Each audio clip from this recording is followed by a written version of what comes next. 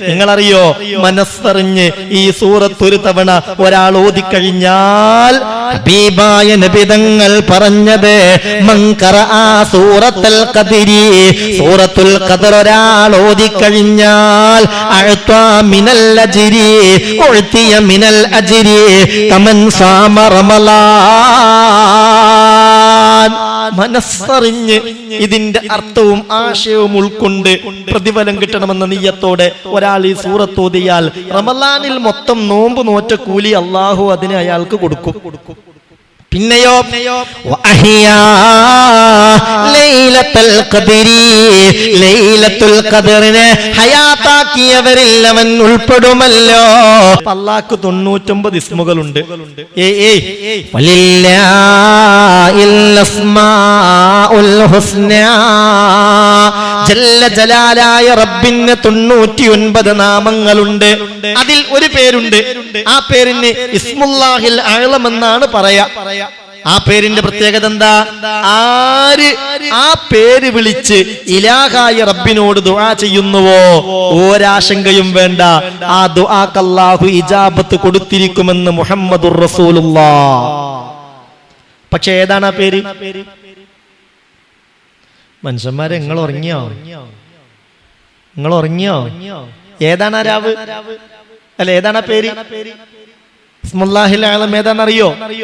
ഇല്ല, അല്ലാഹു അത് മറച്ചു വെച്ചിരിക്കുകയാണ്. അതെന്തിനാ? ഇസ്മുല്ലാഹിൽ അഅ്ലമിന് മാത്രമൊന്നുമല്ല പ്രത്യേകത, അല്ലാഹുവിന്റെ ഓരോ പേരുകൾക്കും പ്രത്യേകതയുണ്ട്. അല്ലാഹുവിന്റെ ഓരോ പേരുകൾക്കും പ്രത്യേകതയുണ്ട്. ആ പേര് ഓരോന്നും വിളിക്കുമ്പോൾ അബ്ദിന് ഒരുപാട് ഗുണങ്ങൾ ലഭിക്കാനുണ്ട്. എന്നാൽ ഇസ്മുല്ലാഹിൽ അഅ്ലം മാത്രം അറിയിച്ചു കഴിഞ്ഞാൽ അത് മാത്രമേ വിളിക്കുള്ളൂ. അപ്പൊ മറ്റുള്ള പേരുകളൊന്നും വിളിക്കൂല. അപ്പോൾ നിങ്ങൾക്ക് കിട്ടേണ്ട ഒരുപാട് ഖൈറുകൾ അതുകൊണ്ട് തടയപ്പെടും. പടച്ചോനെ, അതുകൊണ്ടാണ് ആ പേര് അവ്യക്തമാക്കി വെച്ചതെന്ന് അല്ലാഹു റബ്ബുൽ ഇസ്സത്ത് അത് നിങ്ങൾക്ക് അറിയിച്ചു തരാത്തത് എന്ന് അഷ്റഫുൽ ഖൽഖ് മുത്ത് മുഹമ്മദ് മുസ്തഫ സല്ലല്ലാഹു അലൈഹി വസല്ലം. ഈ പേരുകൾ വിളിച്ചിട്ട് ദുആ ചെയ്താൽ ഇജാബത്ത് ഉറപ്പാണ്. ഖുർആനിൽ 4 സ്ഥലങ്ങളിലാണ് വലില്ലാഹി അസ്മാഉൽ ഹുസ്നാ ഫദ്ഉഹു ബിഹാ, ഇലാഹായ റബ്ബിന് ഒരുപാട് സുന്ദര നാമങ്ങളുണ്ട്, ആ നാമങ്ങൾ വിളിച്ച് നിങ്ങൾ ദുആ ചെയ്യണേ എന്ന് 4 സ്ഥലങ്ങളിലാ ജല്ല ജലാലായ അല്ലാഹു റബ്ബുൽ ഇസ്സത്ത് പറഞ്ഞിട്ടുള്ളത്. ഖുർആൻ ഇറക്കിയ ഈ മാസത്തിൽ, ഖുർആൻ ഇറങ്ങിയ ഈ മാസത്തിൽ ഇന്നാ അൻസൽനാഹു ഫീ ലൈലത്തുൽ ഖദ്ർ, ലൈലത്തുൽ ഖദ്റിലാണ് ഖുർആൻ ഇറക്കിയെന്ന് പറഞ്ഞില്ലേ? ആ ലൈലത്തുൽ ഖദ്റിനോട് അനുബന്ധമായി ആ ഖുർആനിലൂടെ അല്ലാഹു പറഞ്ഞ, നിങ്ങൾ എന്റെ പേരുകൾ വിളിച്ചു ദുആ ചെയ്തോളൂ നിങ്ങൾക്ക് ഇജാബത്ത് കിട്ടുമെന്ന് പറഞ്ഞില്ലേ? ഞാൻ നിങ്ങളോട് ഓർമ്മപ്പെടുത്തുകയാണ്, അടുത്ത നമ്മുടെ മജ്ലിസ് ആകുമ്പോഴത്തേക്ക് ഇൻഷാ അല്ലാഹ് ഓരോരുത്തരും ഒന്ന് നിയ്യത്ത് ചെയ്തോളൂ. ഒരു 3 തവണയെങ്കിലും ആ അസ്മാഉൽ ഹുസ്ന ചൊല്ലിയിരിക്കണം. അല്ലാഹു തൗഫീഖ് തരട്ടെ. ഒന്ന് ഇൻഷാ അല്ലാഹ് പറയ്. ഏറ്റെടുത്തില്ലേ? അല്ലാഹു തൗഫീഖ് തരട്ടെ, അല്ലാഹു തൗഫീഖ് തരട്ടെ.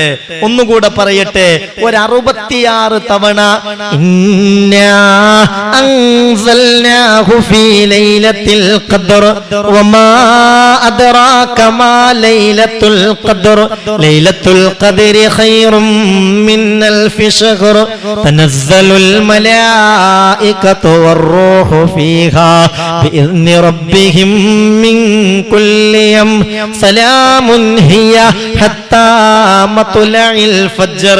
66 തവണ പടച്ചോനെ ഇക്കൊല്ലത്തെ ലൈലത്തുൽ ഖദ്ർ കൊണ്ട് എല്ലാ വിജയവും ഞങ്ങൾക്ക് കിട്ടണമെന്ന നിയ്യത്തോടുകൂടെ ഈ സൂറത്തും അടുത്ത മജ്ലിസ് ആകുമ്പോഴത്തേക്ക് ഓതി തീർക്കണം. അല്ലാഹു തൗഫീഖ് തരട്ടെ, അല്ലാഹു തൗഫീഖ് തരട്ടെ. നിങ്ങളറിയോ, മനസ്സറിഞ്ഞ് ഈ സൂറത്ത് ഒരു തവണ ഒരാൾ ഓതിക്കഴിഞ്ഞാൽ ഹബീബായ നബി തങ്ങൾ പറഞ്ഞത്, മൻ ഖറഅ സൂറത്തുൽ ഖദ്രി, സൂറത്തുൽ ഖദ്ർ ഒരാൾ ഓതിക്കഴിഞ്ഞാൽ അഅ്താ മിനൽ അജ്രി, ഉഅ്തിയ മിനൽ അജ്രി കമൻ സാമ റമളാൻ. മനസ്സറിഞ്ഞ് ഇതിന്റെ അർത്ഥവും ആശയവും ഉൾക്കൊണ്ട് പ്രതിഫലം കിട്ടണമെന്ന നിയ്യത്തോടെ ഒരാൾ ഈ സൂറത്ത് ഓതിയാൽ റമളാനിൽ മൊത്തം നോമ്പ് നോറ്റ കൂലി അള്ളാഹു അതിന് അയാൾക്ക് കൊടുക്കും. പിന്നെയോ ലൈലത്തുൽ ഖദറിനെ ഹയാത്താക്കിയവരിൽ അവൻ ഉൾപ്പെടുമല്ലോ. അങ്ങനെ ഉൾപ്പെടാൻ എന്റെ സഹോദരാ സഹോദരി ഒന്ന് നിയ്യത്ത് ചെയ്യണേ. ഇൻഷാ അല്ലാഹ് അടുത്ത മജ്‌ലിസ് ആകുമ്പോഴത്തേക്ക് 66 തവണ നമുക്ക് ഈ സൂറത്ത് ഓതി തീർക്കാം. നിങ്ങളേറ്റോ അല്ലാഹു തൗഫീഖ് തരട്ടെ. ലൈലത്തുൽ ഖദറിന്റെ ഒരു പ്രത്യേകത തനസ്സലുൽ മലായികത്തു വറൂഹു ഫീഹാ, ആ ദിവസത്തിൽ മലക്കുകളും റൂഹൊക്കെ ഇറങ്ങി വരും എന്നതാണ്. നമുക്ക് ഇൻഷാ അല്ലാഹ് ആ രാത്രിയിൽ മലക്കുകളുടെ ഒരു മുസാഫഹത്ത് കിട്ടണം. അല്ലാഹു തൗഫീഖ് തരട്ടെ. ആ മലക്കുകൾ ഒന്ന് നമ്മളെ ചേർത്ത് പിടിക്കണം. അല്ലാഹു തൗഫീഖ് തരട്ടെ. അങ്ങനെ ഉണ്ടാവുമോ? അങ്ങനെ ഉണ്ടാവും. മലക്കുകൾ ഇറങ്ങും. എങ്ങനെ ഇറങ്ങുന്നറിയോ? ജിബ്രീൽ അലൈഹിസ്സലാത്തു വസ്സലാമിന്റെ നേതൃത്വത്തിൽ ഇറങ്ങും.